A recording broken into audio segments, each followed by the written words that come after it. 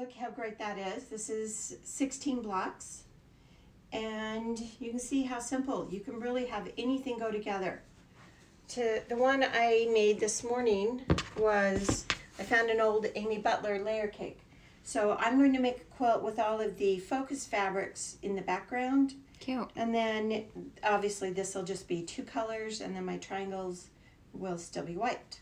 So as I was working this up this morning, I realized it does not matter what size square you start with, as long as it's about 7 by 7.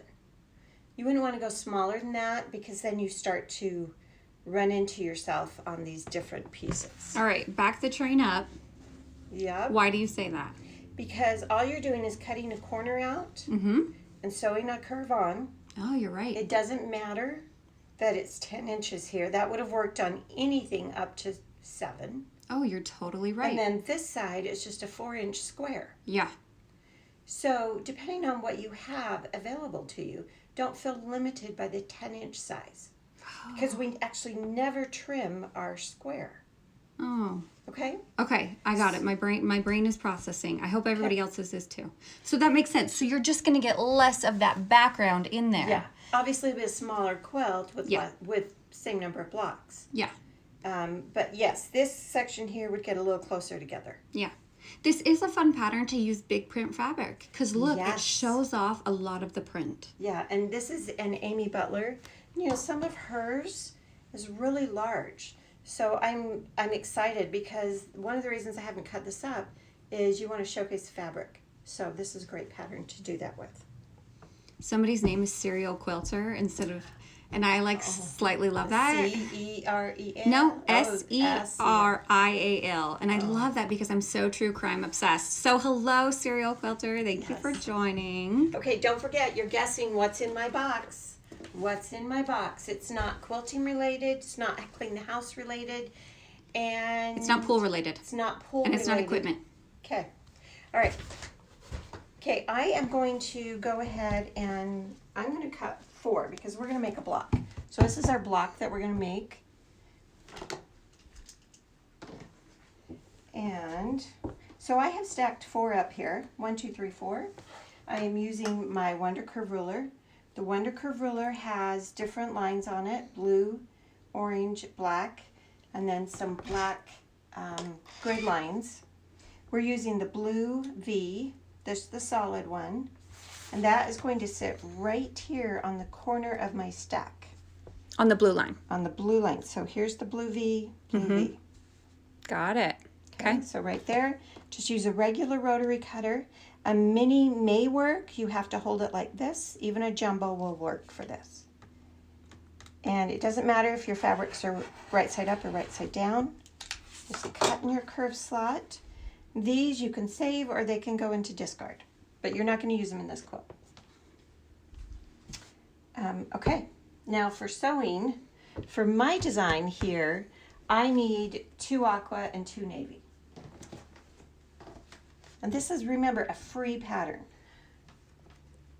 So these are 5-inch squares, and I'm going to cut all 4 because I need 4 for this stack. And what I'm looking at here is my curve cutout, and this is going to sit with the curve on each diagonal corner here. So you're not looking at a line on the ruler right now. Is that You're better? looking at, oh, I was working with it. Okay. You're looking at where your fabric lies in your cutout. Yes, right Got here it. and here. Okay. And when I go around, if I go all the way around the curve, I start cutting back into this little corner right here. You don't need to cut that. You can just start here, cut. When you get over here, you don't need to go in and cut off this little bit here. What if they do? It doesn't matter. Okay. If you do, but it's not necessary. Got it. Okay, so I'm going to start. I'm holding this tool here so it doesn't slip. How many are you And- cutting at a time right now? 4. Okay, get it. But I do a lot of cutting. So that's my discard. Okay. So now I have 2 of each. Mm-hmm. And I'm going to quickly decide which of these is going to go on which. Because I think I want to, we'll divide them up that way. Maybe this this one. Big decisions here. I know, pressure. Pressure. So I know I want the dark on this one, so that makes those go there. Okay. Cute.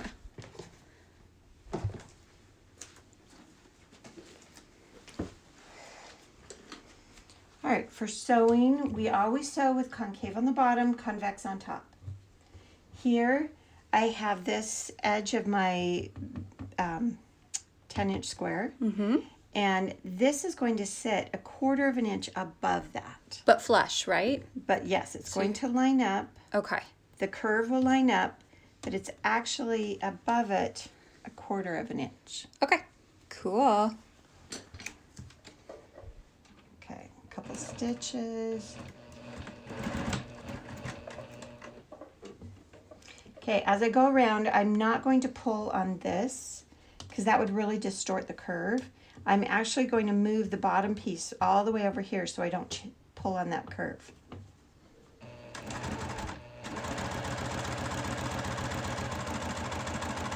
And I'm just bringing curved edges together as it feeds. So this is a pretty tight curve. It's a little tight. Notice I So- lift my presser foot sometimes. Yes. Okay, good. Because I do that at home, and I always feel like you would yell at me, but you wouldn't. Nope. No, moms never yell. Not yell. You would never do. You would just give me that side eye look. Like, ooh. Like, ooh, we need to work on that. Okay, I'm going to chain piece these 4. So again, 1/4 inch above. Couple stitches.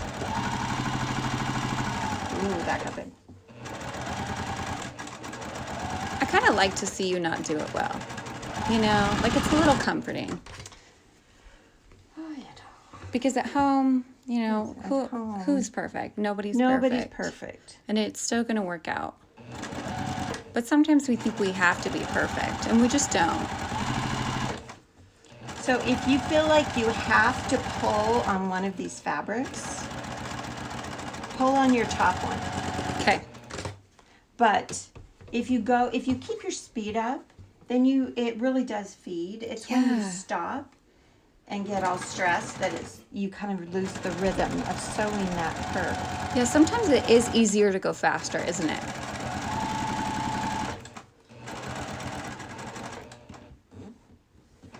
And quarantine nails. I feel like everybody else right now. Yep, we all have our quarantine nails. Oh, now I could actually sew the other side. Yes, you can. Yeah, you I can can. film all at once. Okay. Here, I will hunt you too. So this makes it really easy because that way you're not running over to Exactly. the ironing board. Okay, so this is just a 4-inch square. And I'm going to show you a little trick that I have used many ways over the years. So on my sewing machine, I draw a straight line right out from my needle, and I use a Sharpie, and it wears away really fast. But now what this allows me to do is I don't have to draw a line on my fabric square, Or press it or fold it. press it or fold it. Mm-hmm.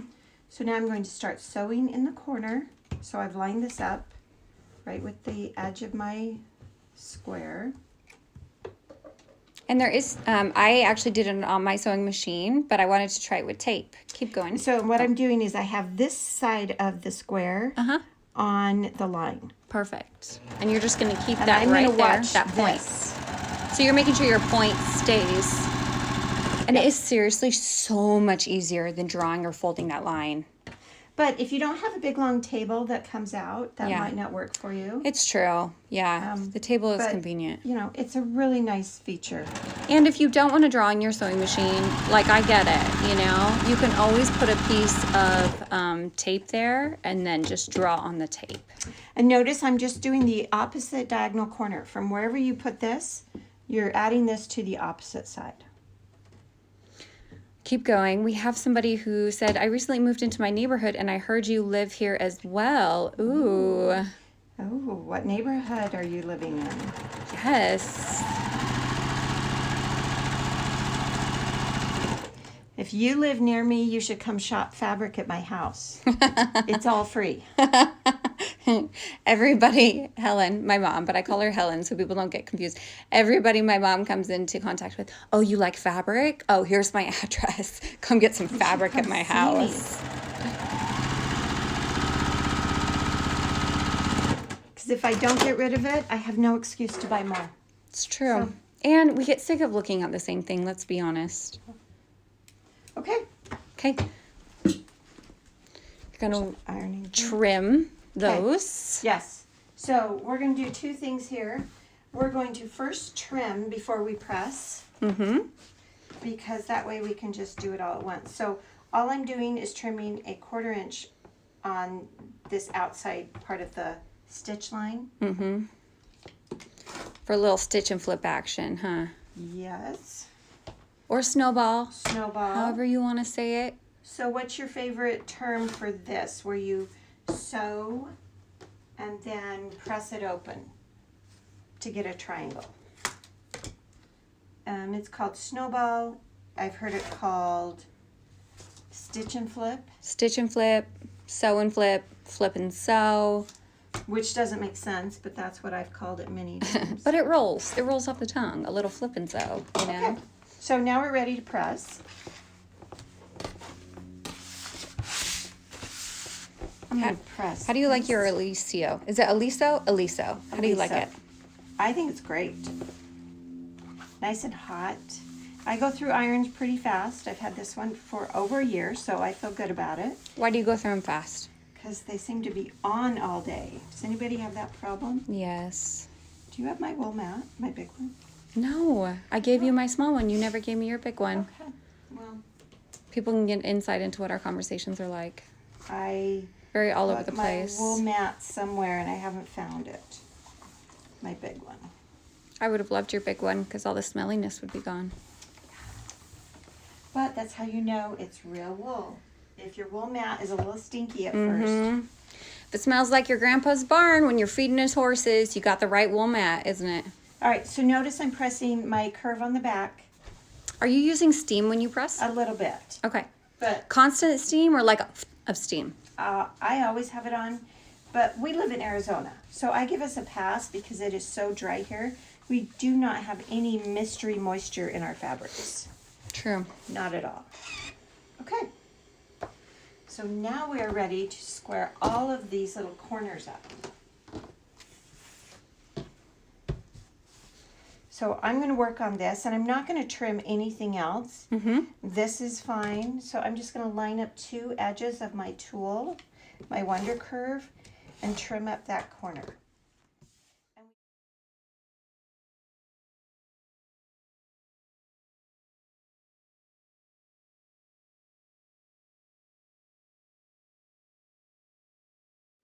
Okay, so now we have our blocks. So when these get laid out,